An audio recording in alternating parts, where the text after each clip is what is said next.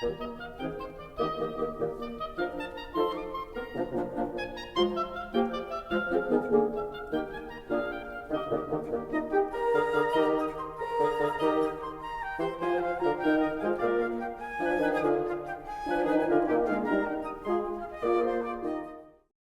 welcome to the Meeting 10, a program dedicated to the work of Stan Tenen.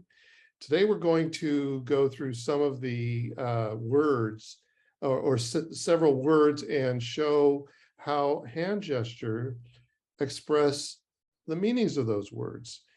But before we start, let's introduce our usual cast of characters: Michael Andron, Levanah Tenen, and Daniel Gill. So we've kind of reviewed a lot of information. If you haven't seen any of the previous programs, it might be interesting at least to see the last one we did. But what we're going to do is we've established that each letter has a meaning and can be expressed in a specific gesture that mirrors that meaning. But those are just letters. If we put them together as a word, or even the letters themselves are a combination of letters. So for example, the letter bait is a combination of bait, yud, and tav. And then we can look at that and see, what does that tell us? But Daniel has worked on a few of those, and he's going to show us a few. And then if anybody else wants to discuss this concept of now going beyond just the letters themselves and forming words, and even beyond that, as a form of communication. Before we do that, last time we showed various examples of the hand model. So Levanah, you have one that we didn't show last time. I forgot to show it. Pool noodles. So Very, you know, at one point, Stanley just saw these in a store and said, "Oh," and so we've got several of these. This one happens to be movable. Some of the others I have aren't, but hey, you know, they're very malleable, and yet you can. There are certain kinds of pool noodles that you can do it with. This one, you know, you can move it, but it stays where you put it. So. And Michael, you pointed out, well, let's make a whole body one, you know, as a float. Yeah, we make it as a float, and kids could swim inside the alphabet. That's right. Fantastic. So just show you there's no limit to the possibilities in terms of the hand mount. And then Levanah, you have one over your right shoulder in the back. Yeah. This is also, if you see the orange light and then there's a purple thingy hanging from it, that is a much larger version, again, made with a pool noodle. Oh, I there's have something a else. question. When the shadows were created, was the light always in the same place? Like there was a set light, and then he would move a flashlight? the model? No, to create the shadow. How did he create the shadows that were the shadowgram? Okay, hold on one second here. There was actually a device that he created. This was, again, before he knew it was, he figured it was a hand model. This is a device that he made, by which he could rotate, which he rotated, and then in this case, what he actually did was I don't have this placed properly, you're just gonna have to use your imagination. And where was the light? Underneath? I think it went this way, but I don't think it really matters, because obviously this is malleable as well. Right.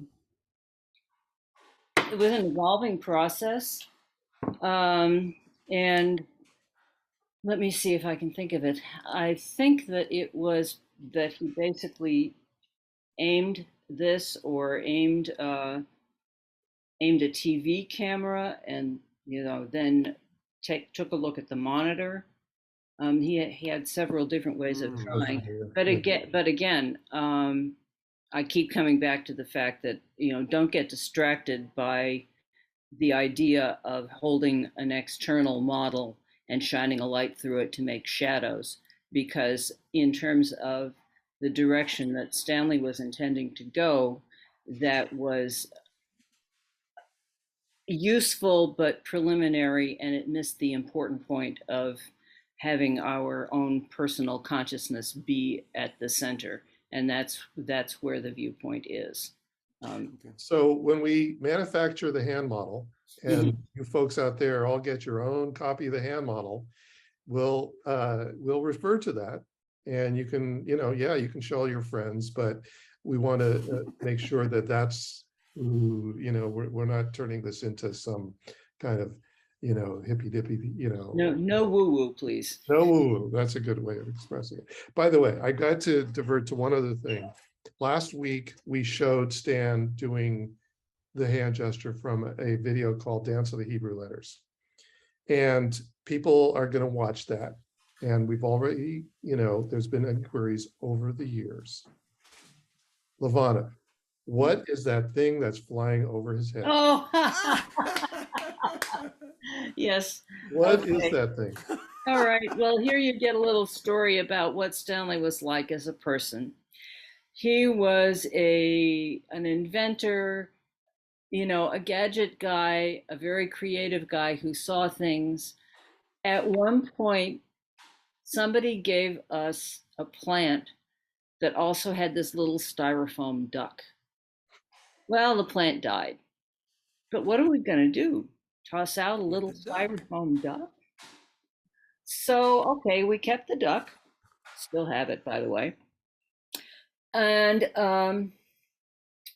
we moved from where we had been living, where the plant died, to a different place that had a living room with a very high ceiling. And one day, Stanley came up and sort of, looked at the ceiling and looked at the duck and said, "Oh, a duck's gotta fly." So, a couple of days he spent, I didn't see him for like a day and a half. And then he came up with I forget what you call it, but a thing, that goes around and around, that hung from the ceiling, was counterweighted. One end was the counterweight, and the other end was a little balsa wood airplane with a little seat, crafted exactly to match the proportions of the little duck. For years, as long as we lived in that house, the duck flew around and around and around constantly because he was battery powered. He didn't depend on, the PG&E. Just around and around. At one point, it's so funny, we at one point were good friends with a very Orthodox rabbi who used to come to the United States to, every year, basically to make enough money to live on for the rest of the year in Israel. And so he would teach classes, and one of the places one year where he taught was in our living room, and he used to stay with us. And I remember people were sitting in the living room, and he was teaching, the ducky was flying, and he was a very gesticulative person, and he went, and hit the duck, and he automatically went, "Oh, I'm sorry." That's the kind, He certainly should be. Creating a space for that kind of magic. Well, okay, now what was the name? You had a name for that duck. Well, his name is Ducky. No, I thought you had a. Oh, Alexander the Duck? Alexander the Duck. Yeah. Okay, well, thank you for that story. It's a little trivia, Stan Tenen Trivia, and there's a lot more to go with that. Oh, there's a lot more where that came from. Yeah. Back to the topic. So Daniel. Yeah. Do you have any prime words that you can show us using the gestures that enhance the meaning of those words, gestures? Sure. Yeah. So, one of the things that's neat about this is you can take you can take a kind of something esoteric and then find your own meaning to it. That really works. That's, I think, one of the beauties of it. So we're going to take the esoteric word, which is raz, which means secret. Which letters? Resh Zion. Okay. So secret, Mhm. right? So often called Razei Torah is another way people refer to Kabbalah, but of an even deeper level than just the theoretical or something. So we have Resh, right? It should be higher, Resh, right? But I'm ghosting, so I'll bring it in. So Resh, and then Zion. It's kind of projecting out, right? So from Resh. So what's interesting is if I said, yeah, you might even make that when you say, yeah, I'm taking a deep dive, it's Right. I'm diving, right? I'm diving in. I'm just going to dive right in. I mean, I might do that, as a gesture. I'm diving in. So secrets happen. There's the teaching that's really fascinating. Secrets, you learn secrets by diving in deep to something. Mhm. It doesn't necessarily even matter what that thing is. Like when you dive deep into a subject matter, if you're self-aware, you'll learn secrets of the universe. Right? So that's Raz. Now let's do something interesting with Raz. Let's put another letter in the middle. Rachaz or Rakaz. Lehitrakez means to like concentrate, right? In modern Hebrew. Right. So Raz is diving in, like Zion is projecting. But again, what's interesting about projection is that, like many things in the Hebrew language, projection externally doesn't mean projection externally. It just means projection, which can be in any direction you want. So projecting. So Resh, Zion, you're like diving in, you're taking your mind and diving into something or projecting inward, or even outward, but that's also inward. So then if you say Resh, Chaf, Zion, right? So what's interesting about that, if I work through it for a second, you have Resh, which is again like this, it's the power of your mind, your head, right? And you turn your head just a little bit, like, right, your regular head is this way, right? But to concentrate, you have to kind of turn your head a little bit. You have to hold that. You have to hold your head, and then you also dive in, right? That's concentration, right? Okay. And so hidden within a three-letter word, a three-letter root is actually the two outside letters are another word. And so you can kind of see an interesting way that the Hebrew language may have been constructed, or how it works, right? So from Raz to Rakez, right? It's just a slight difference of the meaning of the word, which is to dive into something. And it's to really focus inwards on something. But what a way to get there is by taking your Rosh, holding it, and then diving in, meaning focus on concentration. And and obviously what's fascinating about that teaching is that like anyone, if you've studied anything, that's how it goes. In order to get to the point where you're diving into something, you have to hold it too. You have to have really good powers of concentration and higher levels of, yeah. Interesting, Jess. I haven't seen that before. I like it, and it just occurred to me that when I'm taking a class, particularly when I'm taking a class that's focused on Hasidus or Kabbalah or something, and I'm thinking about it, and I always go like this. I always go like this. It's just I don't think about We've doing noticed that Resh. that on this program. Wow, If that's you look awesome. at Levanah on the program. and I can feel the focus in my head. It's like I'm sending the ideas to some particular place and thinking where I can think about them. Wow. It's really interesting. That's really interesting. I like that. if you take the one that you just did, Dan, realize that in Rakez, the Resh Kaf Zayin, 2 out of the 3 letters are the ones that we mentioned a couple of sessions ago with Baruch. Yeah. And the bet is just ready to receive, so that we're starting out. Then we go exactly through what you just did and extend it. We're saying, okay, this is what you need to do to find the secret. But first you have to be ready to receive it. You can't just jump in with analytic left brain kind of thinking. You have to open up to that.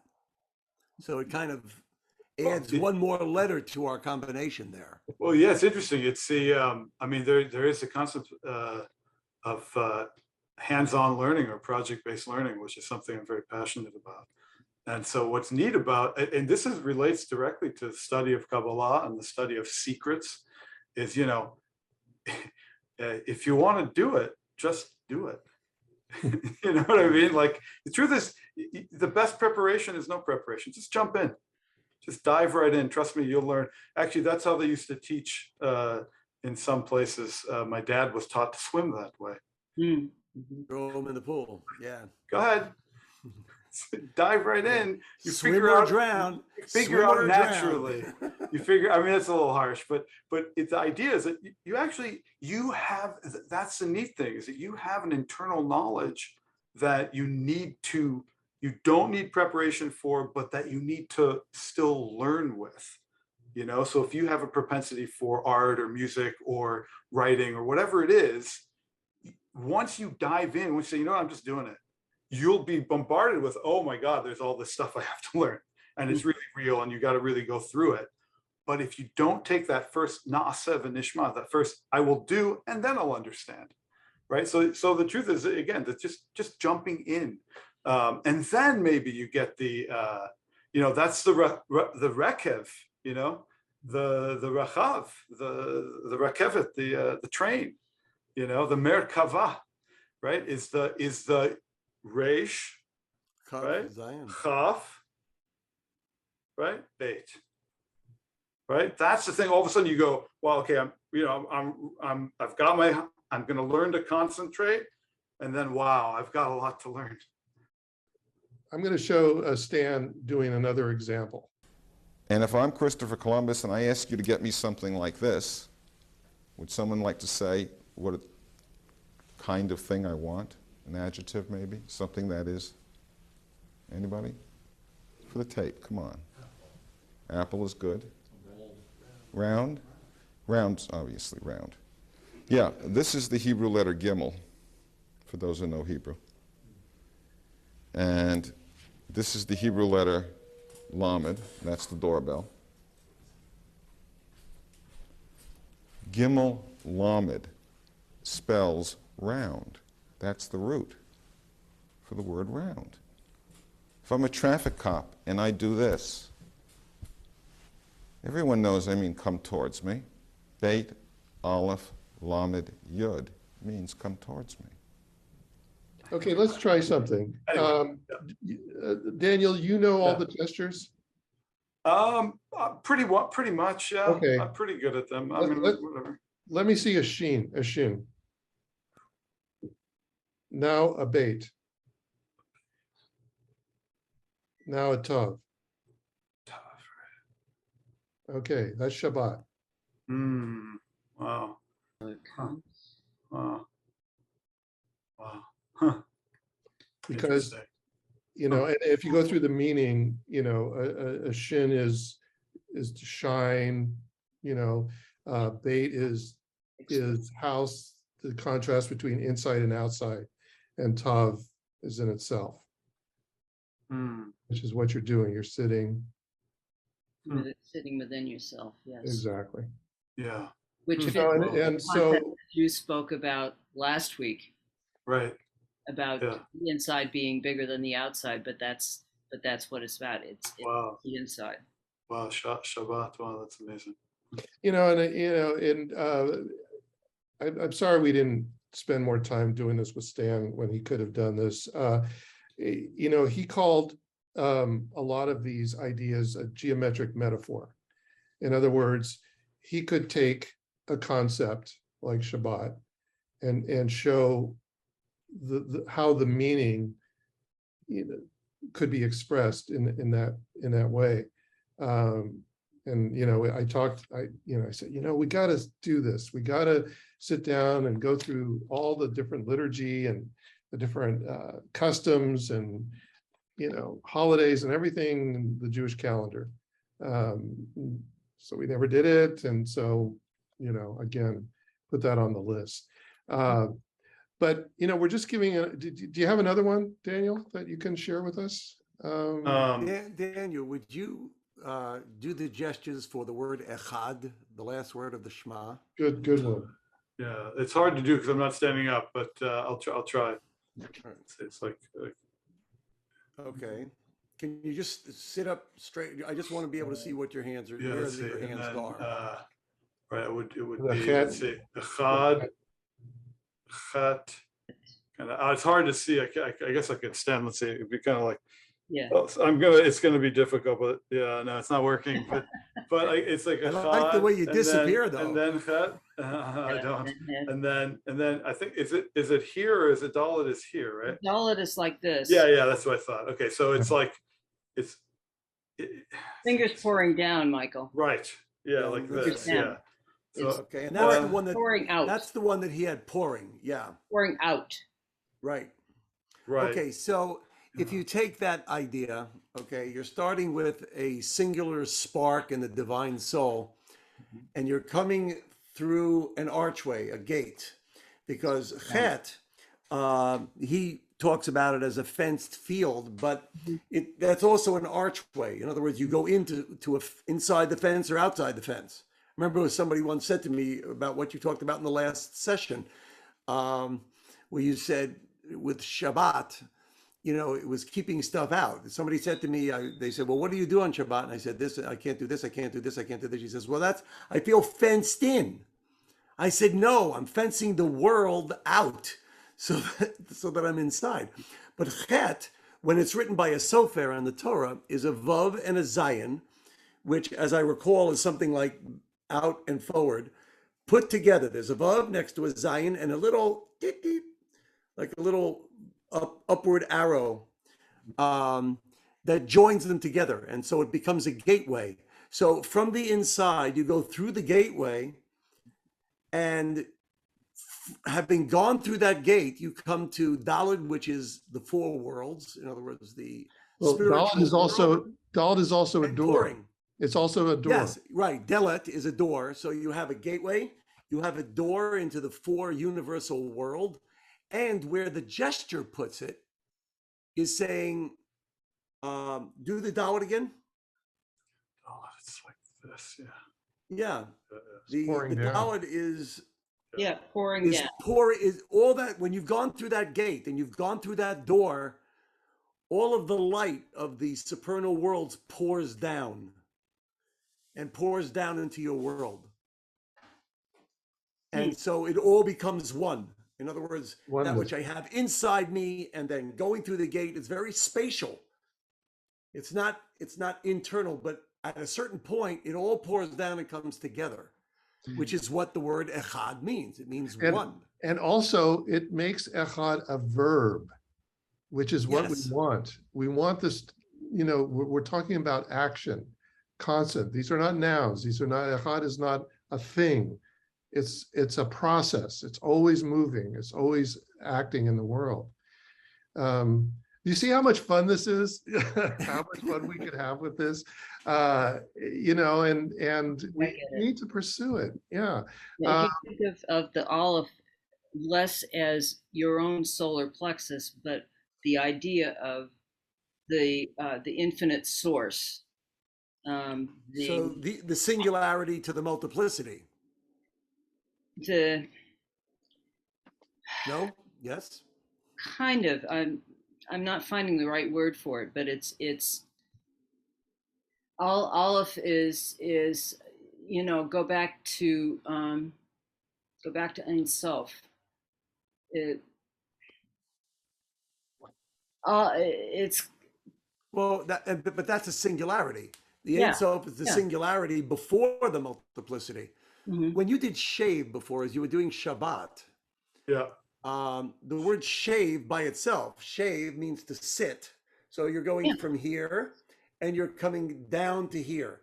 It's like you're saying, okay, there's that infinite light coming down and it's spreading into this world. And one of the deeper meanings from Nachman of Bratslav for Shabbat and Yoshev, sitting without the tuf at the end, which is the last letter and therefore the world of multiplicity, is that sitting is Lashon Akava. It means it's a way of saying for a long time. It's not just sitting on your chair.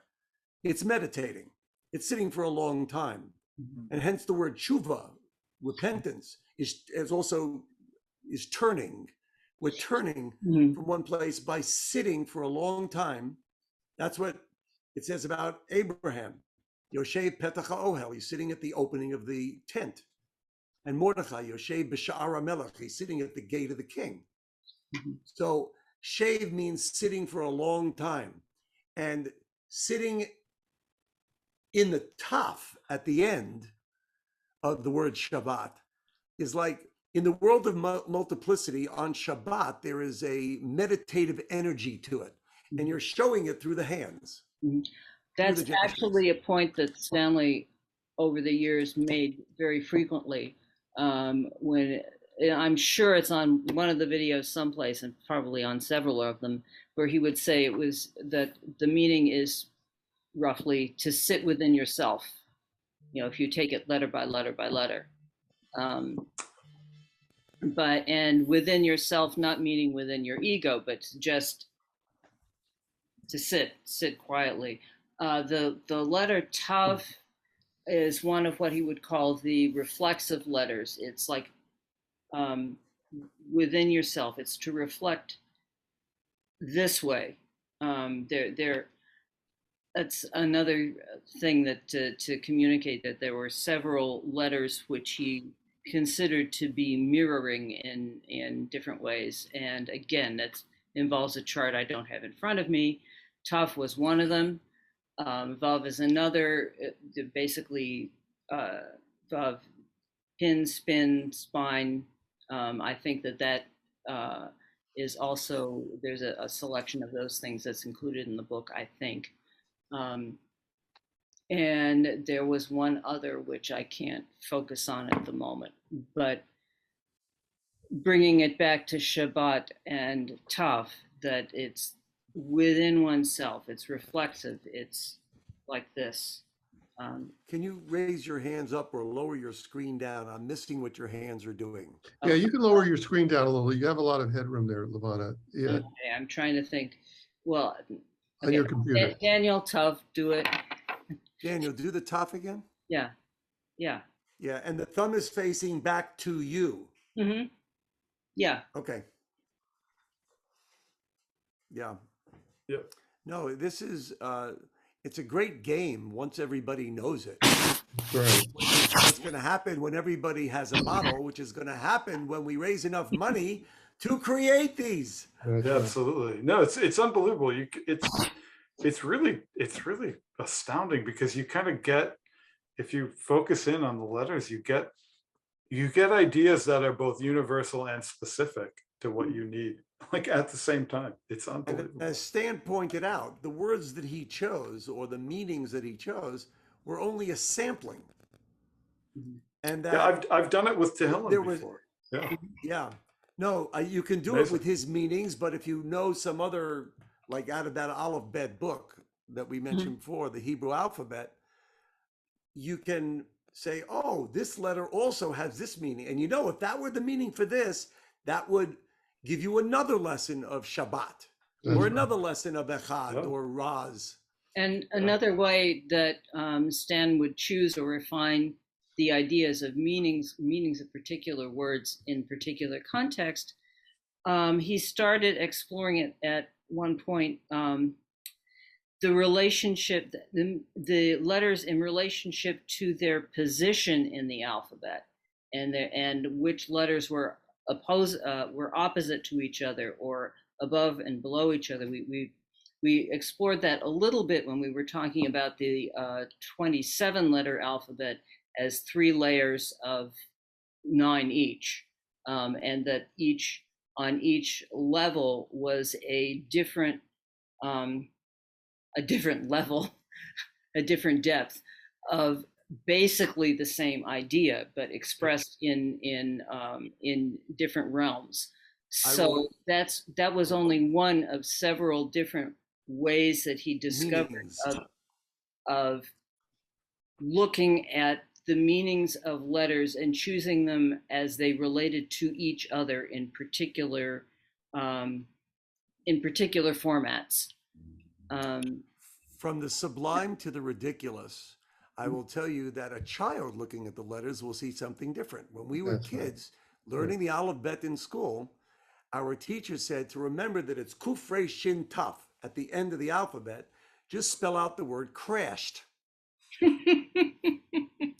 And then somebody came up and said, doesn't it also spell corset? So, well, that binds you see in. what Right. happened? Yeah, we're not digging deeper. We're digging more shallow. It's from the sublime to the ridiculous. Oh, that's Hey, great. You notice that Daniel didn't need to hold the hand model to demonstrate the alphabet. But when you have the model in your hand, Yeah, oh, I should. there's something about having the feeling of having the model in your hand, and then taking it off the hand and then looking at it and rotating it. There's something when you put this on, you know, it just gives, you know, and Michael teaches about, you know, the hand and getting the energy that you get from your hand. And so when you touch it, and tefillin is a good example, it gives you another dynamic. And remember, we talked about this. I don't know if we did it on tape, but I know we had the discussion that Dr. Boharich, who is somebody that Stan was aware of, who was a medical doctor and a researcher of healing and paranormal phenomena, and he would work inside of a Faraday cage to screen out electromagnetic signals to increase the thing he was studying, discovered that because I asked him about it, I said, what happens when you put on tefillin? He says, let's bring it into the Faraday cage and see if it changes the energy of the person. And we put out all kinds of random frequencies of extremely low frequency magnetic fields, ELF. And inside of the Faraday cage, we discovered that the tefillin created almost a force field around the person wearing them that resonated at 8 hertz, which is the beat of the earth, which is the same frequency that all healers use when they go into a healing trance, no matter what kind of healing they do. Wow. And we then felt, and I said, well, but that's on me. Maybe I'm generating the energy. So we got somebody who wasn't Jewish and didn't know anything about any of it. And it worked on him too. And then, not to be sexist in any way, we took water from a mikvah, a ritual bath, which is more of a commandment for women, as the tefillin are more for men, although both can do both and do. And the water from a mikvah, when we measured it, was at 8 hertz, unlike tap water or something random. So there was an actual physical manifestation of the wrapping of the tefillin. So it doesn't surprise me at all that as you wrap yourself into a universal gesture, that you will anchor yourself in a mindset. An Inyan, we could call it also. It's a device, and it links the 3-dimensional world with our inner selves. There's an interesting story that Stan told on one of the presentations, because when you look at the shape, you know, you see many things when, you know, as I turn it around. I love this story about in his early days, one of his early presentations, at the end of the presentation, this elderly woman raised her hand and said, Stan, are you telling us that they had this form in the ancient world. And Stan says, oh yeah. And so he picked up a shofar. There it is, right there. There it is. Wow. They had it. They had it. So, Huh. Wow, that's you know, awesome. and it, you know, and you look at asymmetrical, that was another big thing in terms of the asymmetry of this model. And when you look at our world, the man-made world is pretty symmetrical and the nature is asymmetrical. It's that relationship. So, and by the way, if you didn't see last week's or last episode, we did talk about the fact that we are working towards getting these made. There's a video on our channel that describes that. It's a short 5-minute video. I invite you all to watch it. And we are pushing ahead with the idea of having these manufactured and many other things too. In future episodes, I'm going to ask Levanah to have a little segment every time showing a model, a different model that Stan created, and just talking about it, because there are many more. There's many things to show that we can manufacture. Yeah, look at behind her. Oh, I thought she was doing a letter. Yeah, she was doing No, that. no, it's just gesturing to my living room full of But there's models. not, there's many other, you know, the light in the meeting tent model, there's the posters, there's the graphics. We can create things in virtual reality with these ideas. So there's a lot going on with this, and we invite people to partner with us in helping this come to fruition. So I'm going to end it for today. I think we had a really good session. Any other last comments anybody has? If not, we'll end it today and we'll see you all next time. Thanks for joining us. Take care.